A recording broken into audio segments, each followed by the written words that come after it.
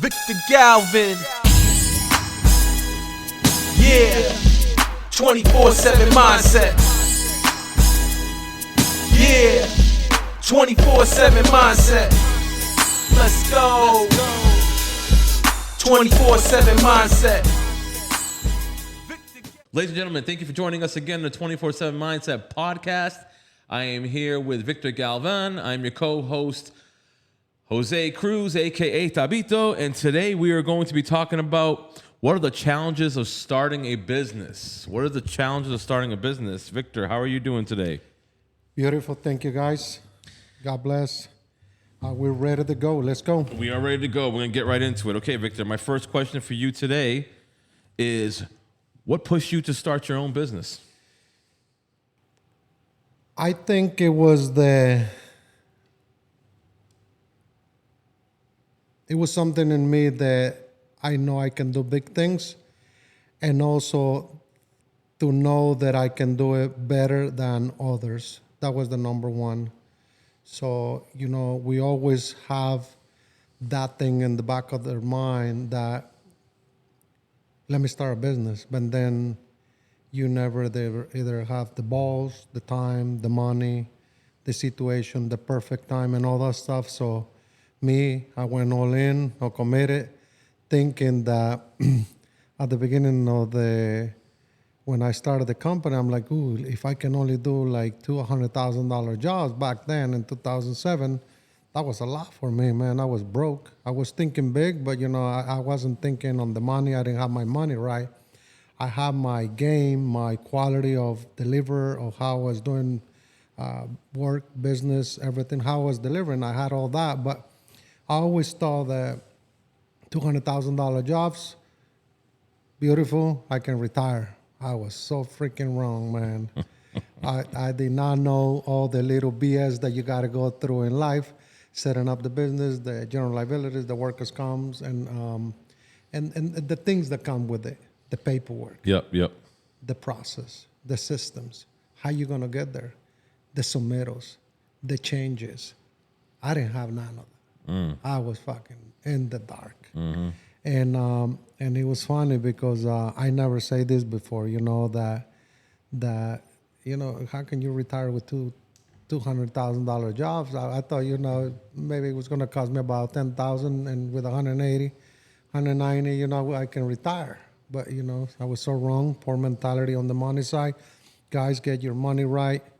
Make sure your dues align to your money and everything. Everything has to align, because if you don't go for big things on your family, your money, and everything you do, you will never make it. So make sure you always think big, go after big things. So a lot on this process is that I want to tell you a lot of the challenges that I had is for the things that I don't know, not the ones that I think that I know that I did not know. So guys, be careful when you're starting a business.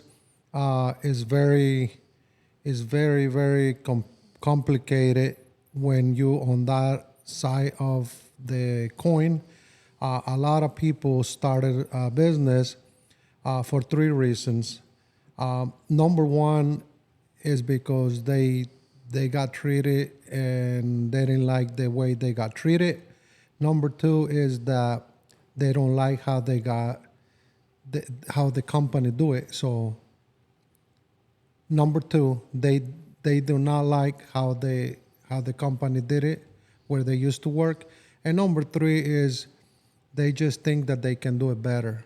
I think I align with that one 100%. So when I quit the company to go and started that business, I went into think that I can do better, that I can do big things, right? But I was so wrong because I didn't have a plan. I didn't have a backup. And that's the story of probably 98% of Americans that started their business. They do it for just one reason, one of those three. There's never four. This is only those three. And just be careful, because when you go into this role of starting your own business, you're gonna have thousands and thousands and thousands of failures. There is everything against you, but it's not against you, just that you just don't know. So I give you samples. I knew I wanted to do construction. I wanted to do concrete. I was so happy for now. I started a business. A company gave me a small project. I was ready to go.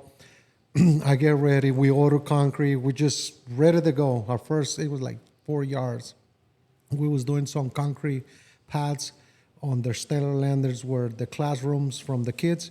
And so the superintendent of the job site saw us like, what the hell these guys are doing, right? So he was laughing at us. I'm like, what's this motherfucker laughing at, right? But we were so excited, so happy that it was our first job. We're going to kick ass. And guess what? The concrete truck showed up. We forgot to bring a wheelbarrow, a Georgia bucket. We didn't bring no buckets, no pump, nothing. So when you identify all these things, you know what to do. But I was just happy that I think I can do better things than any other. So guess what? At the end of the day, I ended up finished. So what happened on my lunchbox and my hard head, we took the hard heads off, we took the lunchbox and we just put it under the truck and just carry the buckets because we could not get the truck next to the portables where the classrooms where the kids was gonna have some of the classes. So we pour them. We almost passed out. It was so hot. It's in Florida, so we almost passed out. So what happens is that's just one of 1,000 situations that I went through in my business that I forgot. I was so happy that I forgot to order the pump, to order a wheelbarrow, to order a Georgia buggy so you can carry the concrete, so you don't have to do it. Just imagine 4 yards, how to bring in a lunchbox and a hard head and just dump it. Imagine just dumping 4 yards of concrete. It's like 4 piles, 3 foot high, but 3 foot wide, but 3 foot wide. It's stupid. It's crazy, right? But you, when you start a business, you just don't look at all these little things. You just You found a solution, though. That's good. Yeah, I found the solution, but that was the first one of thousands and thousands that are coming in my career and my journey on pushing this business. Yeah. You know, you go through all these obstacles in life and you feel like everybody's watching you and everybody's coming after you to take your money, that like the workers comp, the insurance is like waiting there to take your money. But no, it's just that that's what you told them, that how much you was gonna do. So based on that, they come and send you invoices. The IRS government at the end of the year, you gotta pay because somehow you don't know how to do your taxes right. You just don't know how to report it. You pay somebody $80 to $90 to do your taxes, and that's wrong. You know, minimum, I believe that every successful company, personal or maybe a company now, they can still go to like $2,000 for their taxes to get somebody to do it right, or the right CPA or the right lawyer. So that's the little bit of the things that happened to me. That's my story, guys. We're going to dig deep into this and let's go.